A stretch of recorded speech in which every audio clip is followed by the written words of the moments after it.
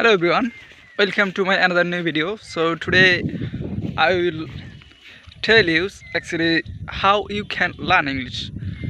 So first of all I will tell you that if you are a beginner you have to practice English every day. তো আসলে আপনি যদি ইংরেজিটা শিখতে চান ভালো করে আপনাকে অবশ্যই ইংরেজিতে প্রতিনিয়ত সকাল থেকে রাত পর্যন্ত যে কাজগুলো করেন আপনি সেই কাজগুলোকে ইংলিশে ডিসক্রাইব করতে হবে। যেমন আপনি কি করেন সকালে উঠে ঘুম থেকে উঠেই অবশ্যই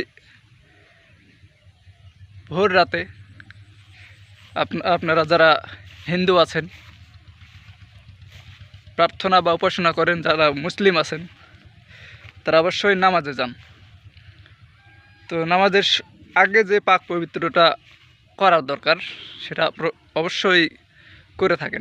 এগুলোর ইংরেজি অবশ্যই জেনে নেবেন এবং না জানলে তো হবে না ভাই, জানতে হবে অবশ্যই। এবং জানতে হলে কি করতে হবে, অবশ্যই আপনাকে পড়তে হবে। আর পড়ার জন্য নির্দিষ্ট টাইম আপনাকে খুঁজে বের করতে হবে। যদি আপনি কোনো কাজে ব্যস্ত থাকেন সেই ব্যস্ততার মাঝখান থেকেও আপনাকে সময়টা বের করে নিতে হবে। তাহলে দেখবেন যে আস্তে আস্তে আপনি অনেক গ্রো করবেন, আপনার ইংলিশটাও গ্রো করবে ধীরে ধীরে। তো যেটা বলি আর কি, যে আপনি যদি প্রতিদিন বেশি নাই 1 ঘন্টা সকাল করে সময় দেন নিজেকে, তাহলে একটু একটু করে গ্রো করবে আপনার ভেতরে ইংলিশটা। বিশেষ করে ভোকাবুলারি, আসলে ভোকাবুলারিটা না জানলে ইংলিশের কিছুই জানবেন না। তো অল্প করে অবশ্যই ভোকাবুলারিগুলো শিখবেন। অ্যাকশন ভোকাবুলারি আছে, নাউন ভোকাবুলারি আছে, এগুলো অবশ্যই আপনাকে জানতে হবে। তো যাই হোক, যে কাজগুলো করেন প্রতিদিন সকাল থেকে সন্ধ্যা পর্যন্ত সেগুলো ইংলিশে ট্রান্সলেট করার চেষ্টা করবেন। যদিও ভুল হয় সমস্যা নেই, ভুল হতেই পারে, কারণ মানুষ মাত্রই ভুল করে এবং ভুল থেকে সেগুলো শিক্ষা নিতে হবে। আমিও তো ভুল করি, আমিও প্রায় আমার ইংলিশ জার্নিটা হচ্ছে 6 থেকে 7 মাস। একটু একটু করে বলতে পারি আপনাদের সামনে। আসলে ক্যামেরার সামনে কথা বলাটা একটা আর্ট, সব জানা সব কিছু পারে না।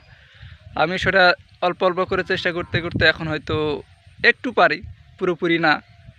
আপনাদের সহযোগিতায় আপনারা উৎসাহ দেন বলেই আমি একটু একটু করে আগাচ্ছি সামনের পথে।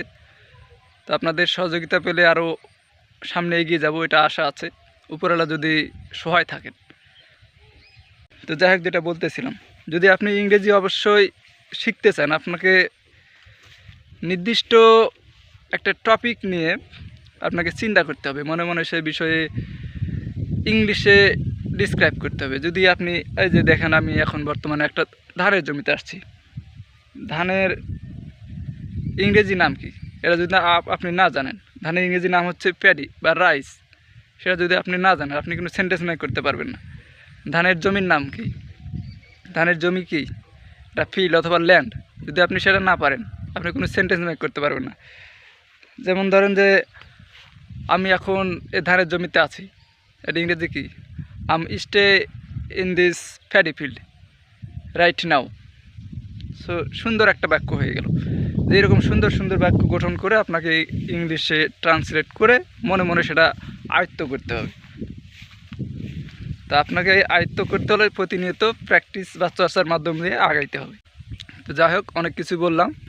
তো এগুলো কথা যদি আপনার ভালো মনে হয় অবশ্যই আপনার মূল্যবান একটা কমেন্ট আমার এই কমেন্ট সেকশানে দিয়ে যাবেন এবং অবশ্যই আমার চ্যানেলটা ফলো করে সাথে থাকবেন। ধন্যবাদ সবাইকে।